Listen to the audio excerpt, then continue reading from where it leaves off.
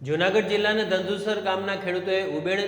નદીમાં આવતા કેમિકલયુક્ત પાણીના પ્રશ્ને આંદોલનનું રણશીંગું ફૂંક્યું છે। ઉબેડ નદીમાં ઘણા સમયથી ઉપરવાસથી જેતપુર ડાઇંગ એસોસિએશનની દાદાગીરીથી કેમિકલયુક્ત પાણી છોડવામાં આવી રહ્યું છે, જેને કારણે ઉબેડ નદી હાલ ખૂબ જ પ્રદૂષિત થઈ ગઈ છે,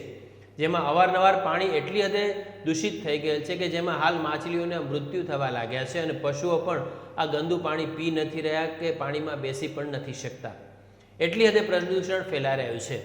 વધુમાં ખેડૂતોએ જણાવ્યું હતું કે અમારા ખેતરમાં અને કૂવામાં કેમિકલયુક્ત પાણી આવવા લાગ્યું છે અને આ કેમિકલયુક્ત પાણી આવવાથી ભયંકર રોગચાળો પણ ફેલાયો છે। આ પ્રદૂષિત પાણી ઓજત નદીમાં પણ ભળી ગયેલ છે અને આ પાણી દ્વારા મનુષ્ય જાતિ ઉપર પણ પાણીજન્ય રોગોનો ખતરો મંડરાઈ રહ્યો છે। જૂનાગઢના આજુબાજુના નદીના કાંઠાના ગામોને તેમજ ઘેડ વિસ્તારમાં આવતા આ પ્રદૂષિત પાણી આજે વિકટ પ્રશ્ન બની ગયો છે અને જૂનાગઢ જિલ્લાના ધંધુસર ગામે ખેડૂત હિત રક્ષક સમિતિ તેમજ ધંધુસર ગામના લોકોએ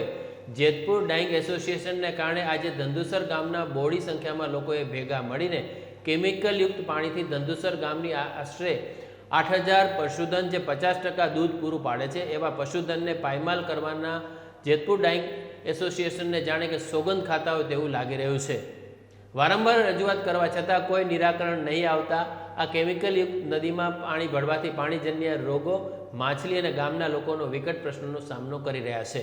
ત્યારે આજે આંદોલન કરવામાં આવ્યું હતું। આવનાર દિવસોમાં આ પ્રશ્નનો વહેલાના ધોરણે ઉકેલ નહીં કરવામાં આવે તો ઉબેડ નદીમાં આવતા કેમિકલયુક્ત પાણીના નદીના કાંઠેના ગામો પણ આ આંદોલનમાં જોડાય અને ભાટ ગામ સુધીની પદયાત્રા કરશે તેમજ ઉગ્ર આંદોલન કરશે તેવું પણ જણાવ્યું હતું।